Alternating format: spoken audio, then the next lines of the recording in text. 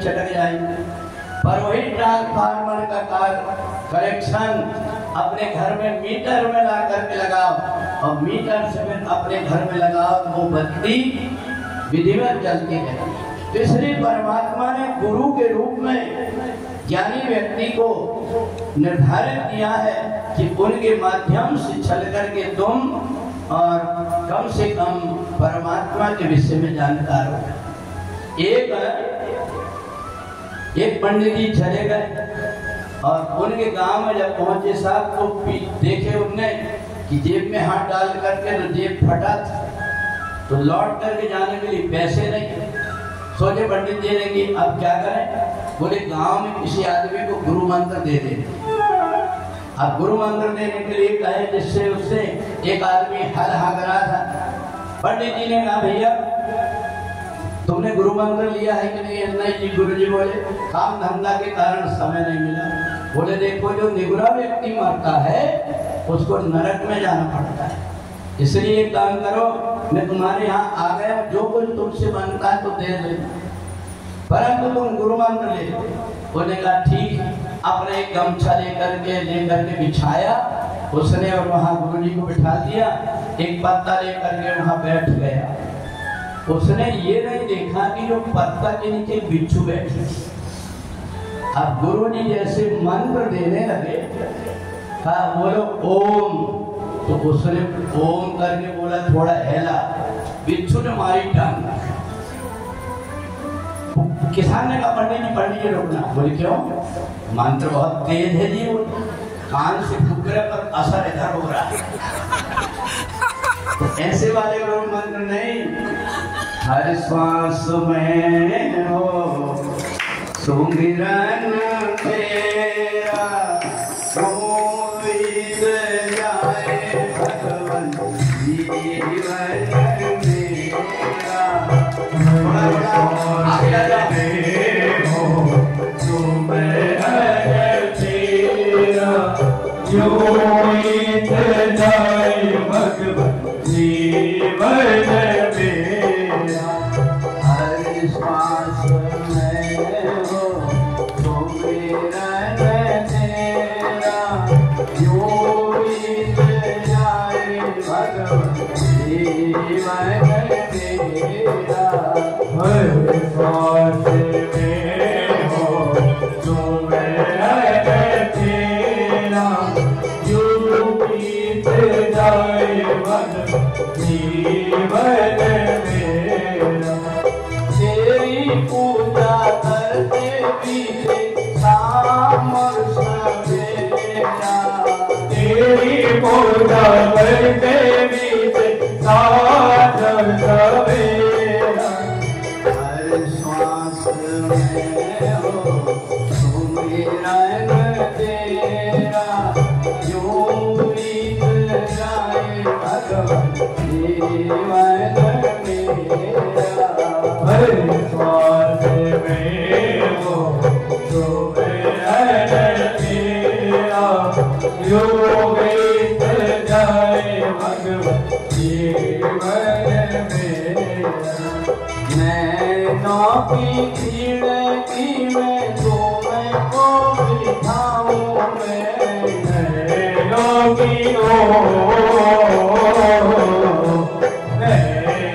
की खिड़की में तुम्हें को बिठाऊं मैं। पूजा करूं तेरी आरती उतारो मैं, पूजा करूं तेरी आरती उतारो मैं। चरणों में डालूं हर पल तेरा, गोविंद जाए भगवन जीवन मेरा। हर श्वास में हो सुमिरन तेरा, गोविंद जाए भगवन जीवन मेरा।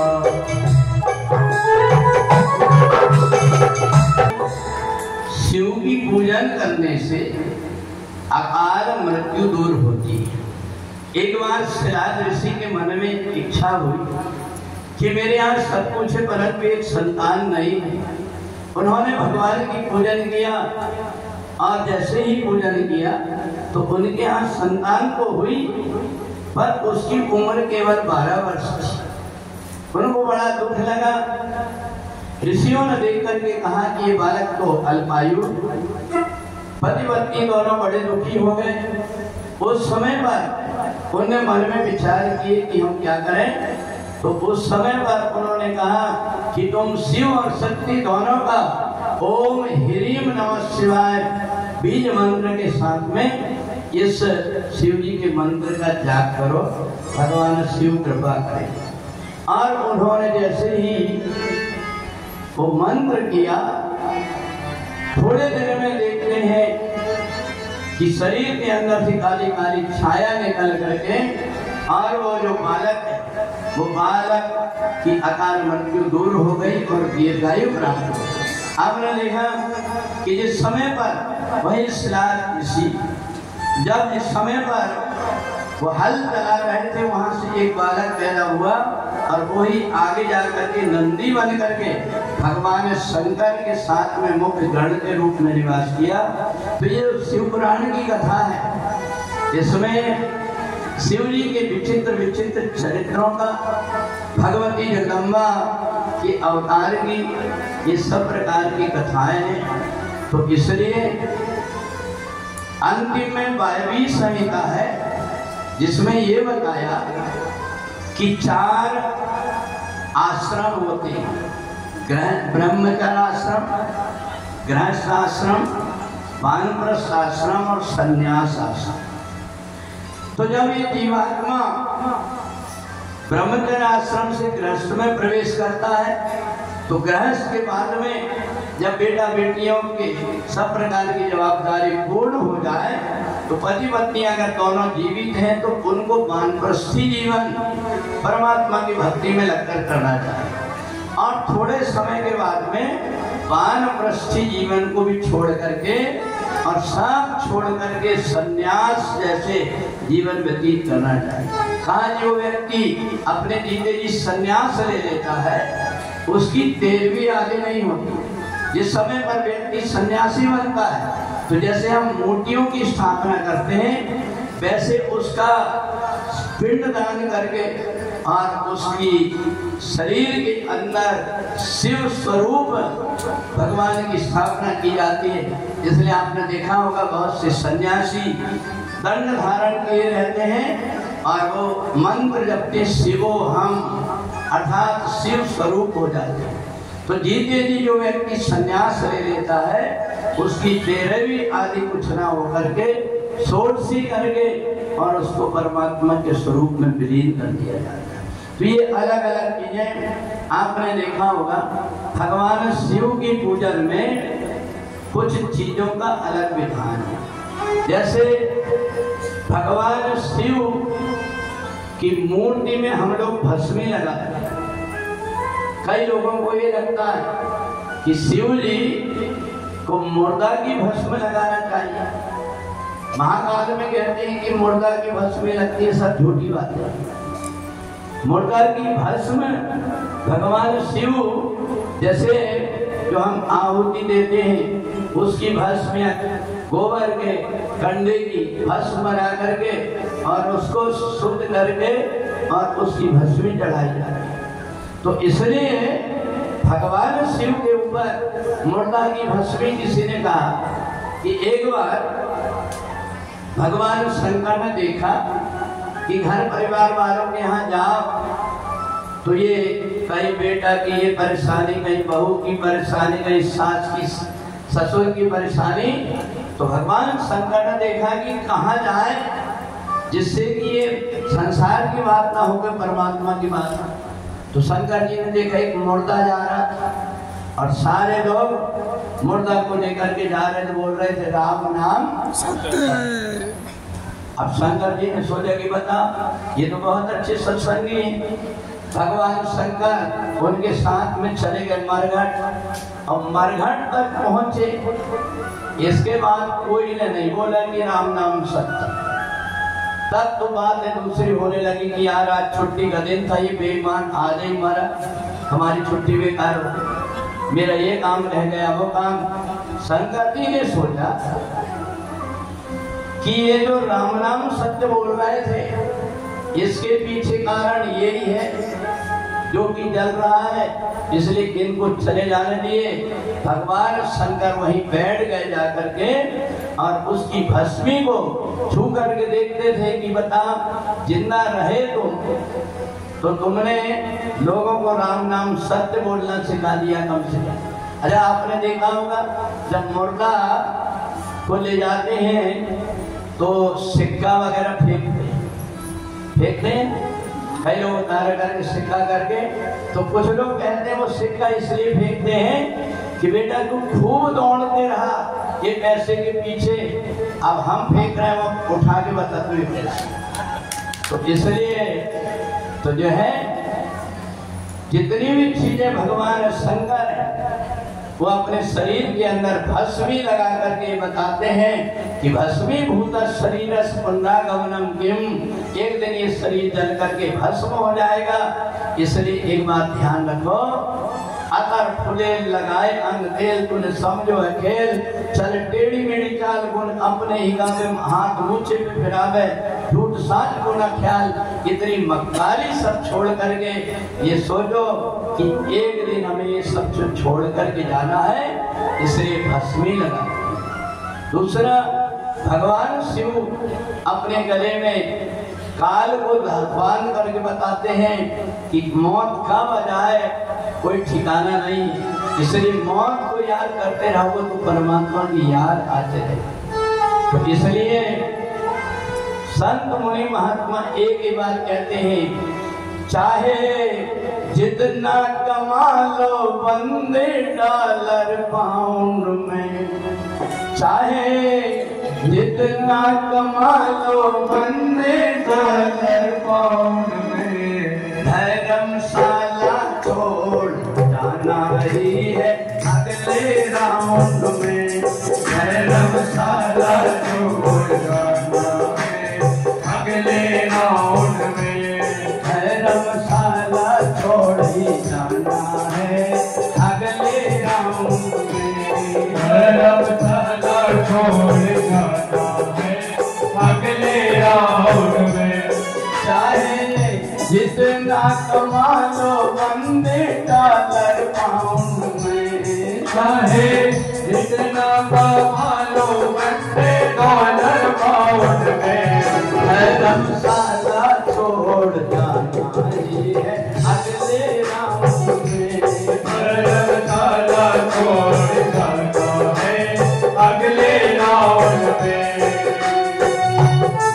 हमारे क्या है एक उड़ती चिड़ैया, हमारे क्या है एक उड़ती चिड़ैया, काया गमन का है निश्चित समैया, काया गमन का है निश्चित समैया, डुप्लेक्स में चाहे ऊपर की मंजिल में रहो, डुप्लेक्स में रहो या फिर अंडरग्राउंड में, धर्मशाला छोड़ जाना ही है अगले राउंड में, धर्मशाला छोड़ जाना है अगले राउंड में, चाहे जितना कमा लो बंदे डॉलर पाउंड में, चाहे जितना कमा लो बंदे डॉलर पाउंड में,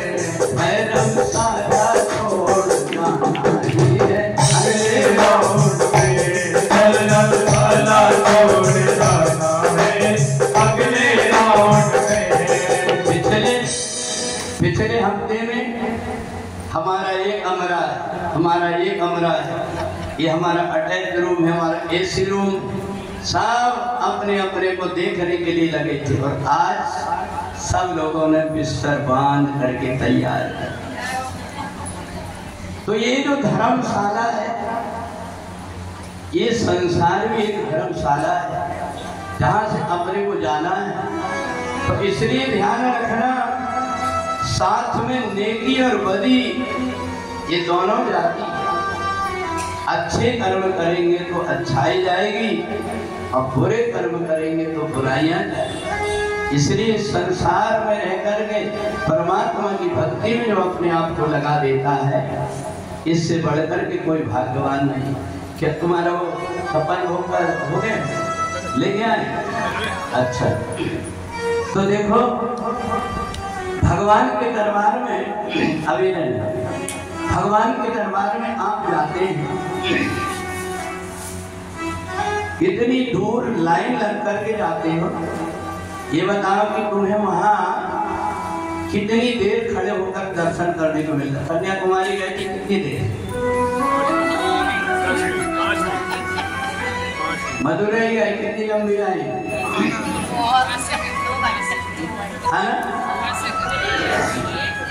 तो देखो तो आजकल इतनी भीड़ हर जगह मंदिरों में। अगर कोई व्यक्ति मंदिर में जाना बंद कर दे तो जितने पुजारी बुला बुला करके कहेंगे भैया दर्शन कर लो। ये हम जाकर के पूजा करते, इसके कारण देखना कितने प्रकार की व्यक्ति जो है वहां जाकर के मंदिर में जाकर के जब हम जाते हैं इतनी दूर से चल करके और ठीक से देर तक नहीं पाते और धक्का मार करके अलग कर देते। तो ये बताओ, भगवान कहते हैं कि तुम जो है संसार में इधर उधर भटकते फिरते हो, अगर तुम ये भटकाव छोड़ करके आत्मा में स्थिर होकर के प्रजात यदा कामान सर्वान पाठ मनोगतान आत्मन्यवात्मना तुष्टा स्थित प्रज्ञ सतोष। हम बुद्धि से काम नहीं लेते, परमात्मा के दरबार में हम जाते हैं। आप केवल परमात्मा के स्थान पर 12 मील की दूरी में जाकर के कहीं भी बैठ जाइए आप, और केवल परमात्मा के चिंतन में अपने आप को लगाओ। परमात्मा की वही जो दर्शन करने से लाभ होता है, वो लाभ तुमको घर बैठे मिल जाएगा और इधर उधर भटकना नहीं पड़ेगा। तो इसलिए जितना भी भटका है, परंतु हमारा मन मानता नहीं, इसलिए हम इधर उधर भटकते रहते हैं। और इसलिए शिव पुराण में योग मार्ग की कथा है, मानसिक पूजन की कथा है कि जब आपके पास कोई सामग्री ना हो तब आप मानसिक रूप से भी भगवान की पूजन कर सकते हैं। जिस समय भगवान ने देखा कि सारे जितने देवता हैं ब्रज में मेरी लीला देखने के लिए आए, पर इंद्र को ऐसा अभिमान हो गया देवताओं का राजा होकर के कि वो मेरे पास में नहीं आए। तो भगवान ने देखा पूरे ब्रज में उस समय कई प्रकार के पकवान बन रहे थे। भगवान ने पूछा, अरे मैया ये तो बताओ ये पकवान किस लिए बन रहे हैं? बोले बेटा आज इंद्र की पूजा है। भगवान ने कहा, देख मैया हम अपने घर के कुल देवता की पूजा छोड़ करके और वो इंद्र की पूजा करने जा रहे। एक काम करो, तुम मेरी बात मानो, जिनने मेरे को भूतना के जंगल से बचाया, सबका तृणावर, और जब दावाग्नि लगी तो बचाया, वो हमारे ही कुल के देवता हैं गिरिराज भगवान। इसलिए एक काम करो, तुम गिरिराज भगवान की पूजा करो। सारे जितने नंद बाबा के भाई लोग थे गांव के सब इकट्ठे हो गए। नंद बाबा ने कहा कि कन्हैया ये कह रहा क्या करना चाहिए? हाँ देखो बाबा, जब से कन्हैया हुआ है हम देख रहे हैं कि कन्हैया ही हमारी सब प्रकार से रक्षा करता। इसलिए एक काम करो, कन्हैया जो कुछ कह रहा है अपन वही करो। सारे ब्रजवासियों ने अपना पूरा पकवान तैयार किया और पकवान तैयार करके छकड़ा में रख करके अब गाते बजाते सब गिरिराज भगवान की तरफ चले। अपन भी यहाँ से मानसिक रूप से भगवान गिरिराज के यहाँ चलते। बोले गिरिराज भगवान की जय हो। मैं तो गोवर्धन को जाऊं मेरी वीर, नहीं माने मेरो मनवा मैं तो गोवर्धन को नहीं माने मेरो मनवा मैं तो गोवर्धन को नहीं माने मेरो मनवा अरे नहीं माने मेरो मनवा अरे नहीं माने मेरो जीरा नहीं माने मेरो मनवा नहीं माने मेरो मनवा मैं तो गोवर्धन को नहीं माने मेरो मनवा मैं तो गोवर्धन को नहीं माने मेरो मनवा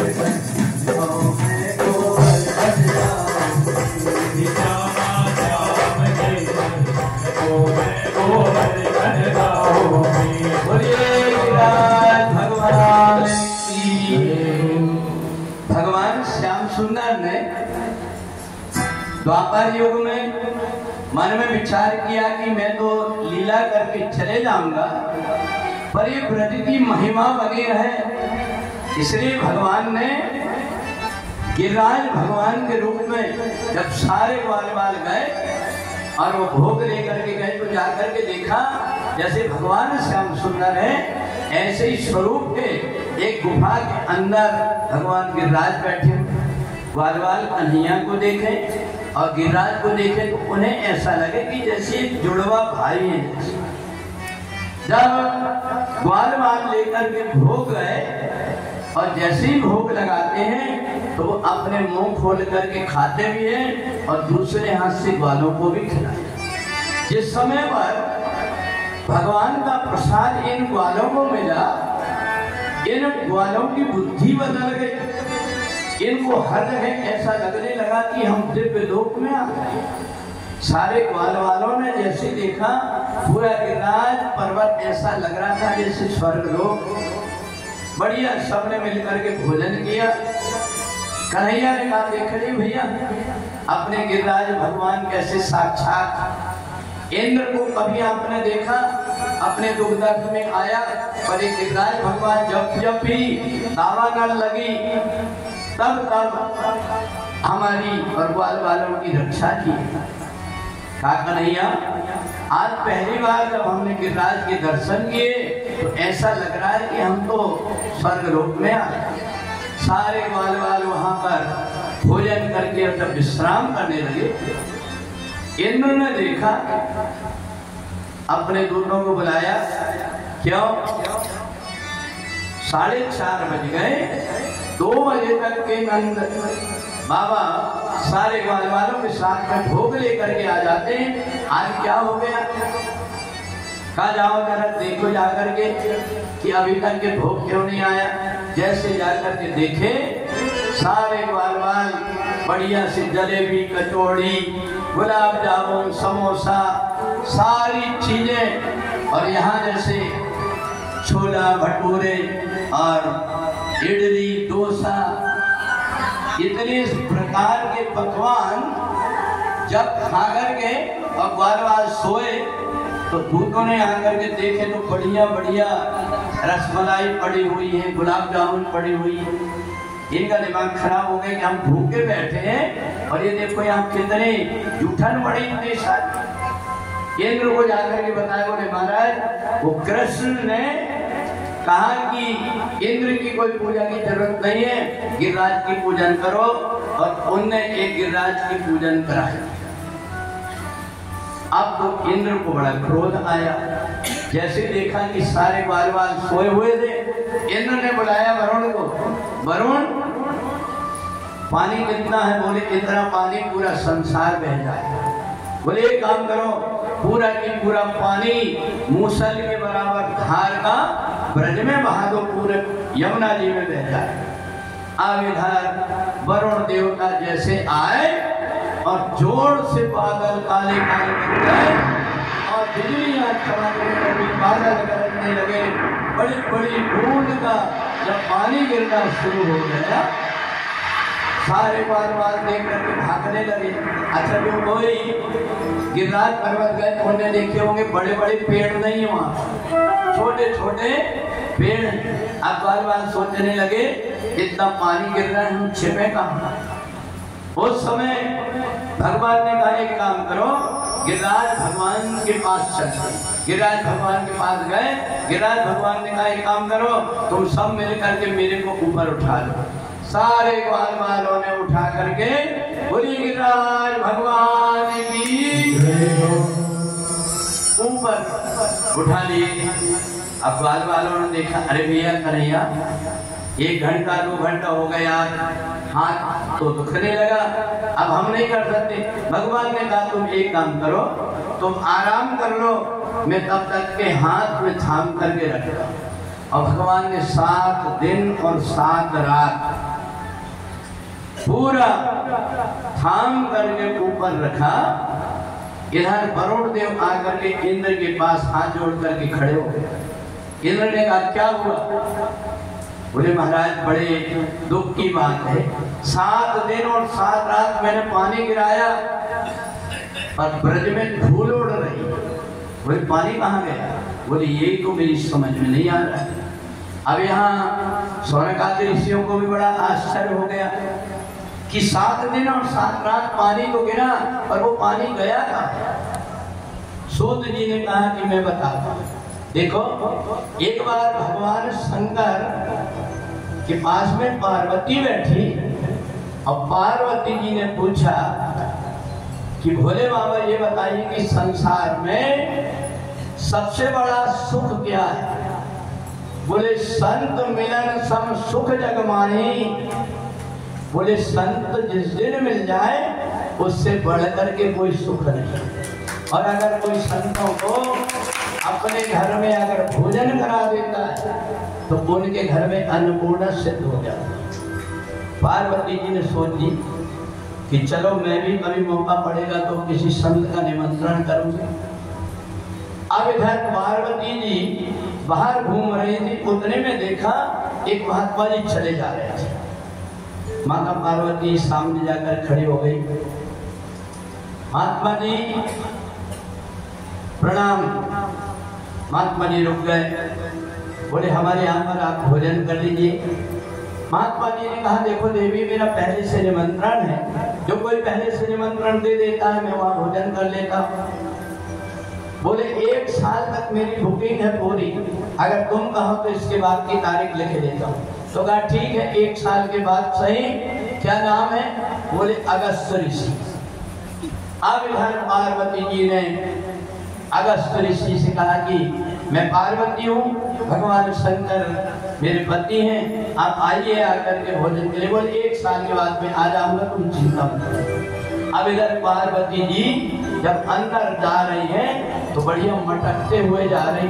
संतन के संग लाग रे तेरी अच्छी बनेगी, संतन के संग लाग रे तेरी अच्छी बनेगी, संतन के संग लाग रे तेरी अच्छी बनेगी, संतन के संग लाग रे तेरी अच्छी बनेगी, अच्छी बनेगी तेरी बिगड़ी बनेगी, अच्छी बनेगी तेरी बिगड़ी बनेगी, भूल जाए तेरे भाग रे तेरी अच्छी बनेगी, भूल जाए तेरे भाग रे तेरी अच्छी बनेगी, संतन के संग लाग रे तेरी अच्छी बनेगी, संतन के संग लाग रे तेरी अच्छी बनेगी। शंकर जी ने कहा पार्वती आज बड़ी मटक रही बात क्या है? तो कहा आज कल आपने जो मेरे को सत्संग बताया था, आज मेरे को उसका नाम मिल गया। बोले क्या? बोले एक महात्मा जी मिल गए, मैंने उनका निमंत्रण कर। शंकर जी का देवी हमारी बात सुन। कौन महात्मा बताओ, क्योंकि संसार में कई प्रकार के महात्मा घूमते हैं, कई तो ऐसे गले की फांसी बन जाते हैं, उनसे छुटकारा बड़ा मुश्किल होता है। अपने त्रिवेणी वर्मा के 11,000 ले गए, वो तो सोने की चैन और सब ले जा रहे हैं। काई महात्मा लोगों का काल नेमी जैसे घूमते रहते हैं, इनका कोई ठिकाना नहीं है। ये बताओ कि तुम किस महात्मा का? बोले महाराज वो बड़े तपस्वी महात्मा अगस्त ऋषि। अगस्त ऋषि। शंकर जी खड़े हो गए। देवी एक बात कहें? बोले क्या? बोले हम तुमको जानते हैं, तुम करती हमेशा अपने मन की, पर एक बात मेरी मान लो, अभी तुम मना कर दो उनको। पार्वती ने कहा क्यों मना कर दूं? बोले वो इतना खाते हैं तुम खिला नहीं पाओगे।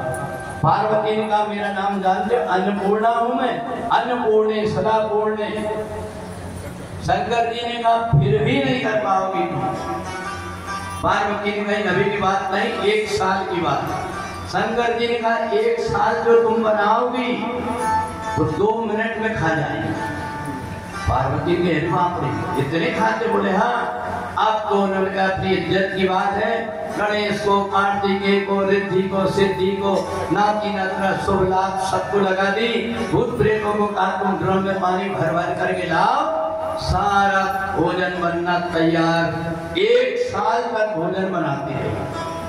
1 साल बाद जब अगस्त ऋषि ने देखा आज पार्वती जी के यहाँ भोजन है, अगस्त ऋषि पहुंचे दरवाजे।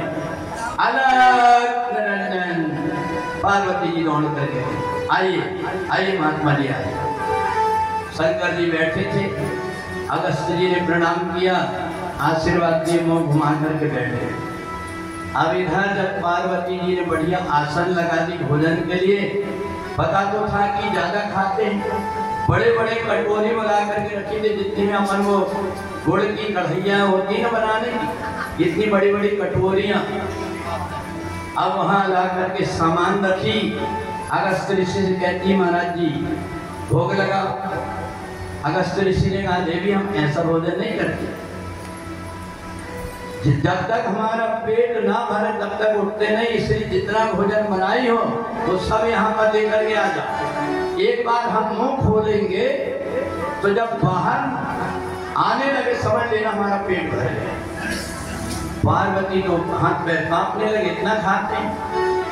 ये छोटी छोटी कटोरी रखी हुई, इसको नाक में डालेंगे, कान में डालेंगे, बताओ इतनी बड़ी। इनको पार्वती जी ने पूरा की पूरा भोजन ला करके रखी, 2 टोकना अलग रखनी की मौका बेमौका ये बहुओं को काम आएगा। अब इधर अगस्त ऋषि ने जैसे मुंह खोला है और पार्वती जी गणेश जी कार्तिकेय मुंह में डालना शुरू, 1.5 मिनट हुआ पूरा भोजन खत्म, 2 टुकड़ी पूरी बनी। पार्वती सोची अब क्या करें, बेलन लेकर के ठोकी। शंकर जी ने कहा क्या बात, बड़ी नाक कट रही हमारी। शंकर जी ने कहा तुम्हारा गला कट जाए कोई मतलब नहीं, हमारी बात मानती कहाँ। पार्वती जी ने कहा भोले बाबा, घर में आप कितनी भी लड़ाई कर देना, मेरे साथ में आपकी भी बेइज्जती होगी, एक बार मेरी लाज बता। शंकर जी ने कहा कुछ तो करना पड़ेगा, आग बंद करके आवाज लगाए, ओ मुरली वाले आजा तेरी याद सताए, मुरली वाले आजा तेरी याद सताए, मेरा भरोसा कहीं टूट न जाए, ओ मेरा भरोसा कहीं टूट न जाए, कहा आज करिया ओ मुरली वाले आजा तेरी याद सताए, मेरा भरोसा कहीं टूट न जाए। शंकर जी ने जैसे ही याद किए, कन्हैया तुरंत छोटे से महात्मा बन गए, हाथ में कमंडल टांगे और तुरंत पहुंचे शंकर जी के पास। शंकर जी ने बाहर देखा, बड़ी सुंदर कस्तूरी तिलकम ललाट पटले वक्षस्थले कौस्तुभम। खड़े हो गए, आइए आइए भगवान आइए। पार्वती जी बेलना लेकर के दौड़ी और कौन आ गया, जो देखी देख महात्मा कन्हैया को ढकेलने लगी, पीछे चलो। एक महात्मा ने हमारी नाक में दम करके रखा है, अब कोई महात्मा नहीं आएगा। शंकर जी ने कहा देखो देवी, एक महात्मा तुम्हारा खाएगा तो एक हमारा भी खाएगा। शंकर जी ने कहा इसकी तो आदत है ये लड़ने, आप तो आप। शंकर जी ने खुद उठाए, एक थाल में 2 पूड़ी खीर परस दिए, बोले भोग लगाए। अब कन्हैया ने प्राणाय स्वाहा, पानाय स्वाहा, व्यानाय स्वाहा, गोदानाय स्वाहा, समानाय स्वाहा 5 कुंवर खाए और जल पी करके हर हर महादेव। अगस्त ऋषि ने देखा ये तो पंगत करके खड़े हो गए। हे महात्मा, मैं अभी भोजन कर रहा हूँ, तुम कैसे खड़े हो गए पंगत से, तुमको नियम नहीं मालूम पंगत का संतों का। कन्हैया ने कहा देखो बाबा, हम कोई हाथी घोड़ा तो है नहीं जो तुम्हारे जैसे खाते ही चले, पेट भर गया, उड़ गए।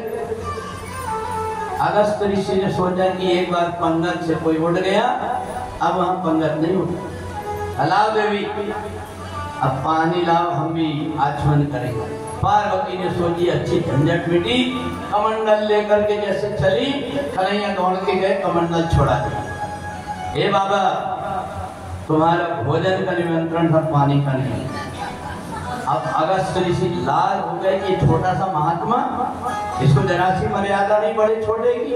जैसे लाल लाल आंख करने लगे तो कन्हैया ने तुरंत अपना रूप दिखाया।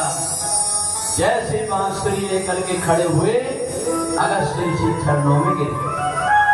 कन्हैया, भोजन किया था मेरे माता अन्नपूर्णा के यहाँ, जल क्यों नहीं पीने दिए? कहा मैं जानता हूँ 1 साल से पूरा परिवार परेशान होगा, बहुएं नाती नत्र सब, और पानी कितना पीते हो ये मेरे को पता है। 3 चुल्लू में तुमने पूरा समुद्र पी गए, अब पानी कितना पिलाएंगे, इसलिए क्षमा करना। तो अगस्त ऋषि ने कहा, ये बताओ कि मेरी प्यास कब बुझेगी? बोले, जिस समय में द्वापर युग में कृष्ण बन करके अवतार लूंगा और 7 दिन और 7 रात इंद्र जो पानी बरसाएगा, सुदर्शन चक्र इकट्ठा करके तुम्हें पिला देगा, पूरा पानी पी जाएगा। आज पूरा की पूरा पानी कौन पी गया? अगस्त ऋषि। इसलिए ब्रज में धूल उड़ रही है, पर कन्हैया को तो देखो। एक बार वालों ने देखा 7 दिन और 7 रात कन्हैया केवल एक उंगली में गोवर्धन को रख करके खड़े रहे। मैया ने सोचा, मेरा कन्हैया दिन में कितनी बार खाता था? 7 बार। 7 दिन से नहीं खाया है, गिन ली उनने। और गिन करके और 56 प्रकार के जो भोजन 8 बजे जब लग गया तो आज के यदि 56 प्रकार का भोज बना करके तैयार की और जा करके देखी कि देखो तो एक बार सोए हैं, पर मेरा छोटा सा लाला पूरे पहाड़ को लेकर के खड़ा है। किसमें? छोटी उंगली में। कैसा चक्कर चलाया है श्याम तेरी उंगली ने, कैसा चक्कर चलाया है श्याम तेरी उंगली ने, कैसा चक्कर चलाया है श्याम तेरी उंगली ने, कैसा चक्कर चलाया है श्याम तेरी उंगली ने, उंगली ने कन्हैया तेरी उंगली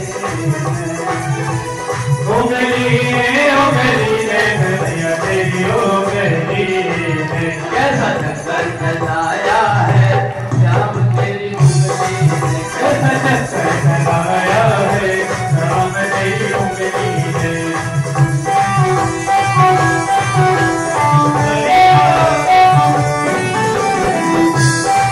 भैया तो एक बात देख रही, हर बार यही करता है।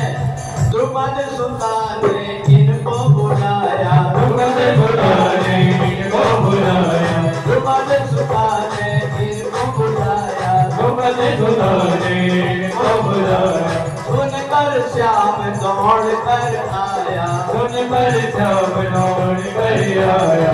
कैसी साड़ी मढ़ाया है श्याम तेरी उंगली ने, कैसी साड़ी मढ़ाया है श्याम तेरी उंगली ने, कैसा चक्कर चलाया है श्याम तेरी उंगली ने, कैसा चक्कर चलाया है श्याम तेरी उंगली ने, उंगली ने श्याम तेरी उंगली ने, उंगली ने कन्हैया तेरी उंगली ने, कैसा चक्कर चलाया है श्याम तेरी उंगली ने, कैसा चक्कर चलाया है श्याम तेरी उंगली ने। जल बरसाया सात दिनाई जल बरसाया, ब्रज में एक भी बूंद न आया, ब्रज में एक भी बूंद न आया। कैसे गिरवर उठाया है श्याम तेरी उंगली ने, कैसे गिरवर उठाया है श्याम तेरी उंगली ने, कैसा चक्कर चलाया है श्याम तेरी उंगली ने, कैसा चक्कर चलाया है श्याम तेरी उंगली ने। बोले विराज भगवान की जय हो। भगवान का एक नाम क्या बन गया? गिरधारी। नख पे धारण करे गिरिराज नाम गिरधारी पायो। बोलिए गिरिराज धरण भगवान की। सारे बाल बैठ करके कन्हैया की स्तुति करके उनको भोग लगा रहे हैं। लो लेकर के जल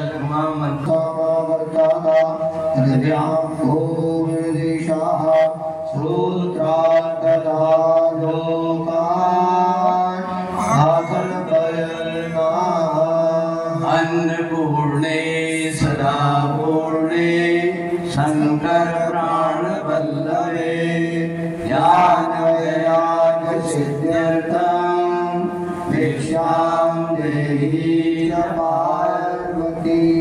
भगवान भोलेनाथ तो यहीं से हम लोग भोग लगा करके आप सभी के घर में सब प्रकार से भगवान भोलेनाथ की कृपा रहे, अन्न धन की कमी ना रहे, ऐसे भोले बाबा से प्रार्थना करते हुए और हम यहाँ कथा का विश्राम करते हैं। यहाँ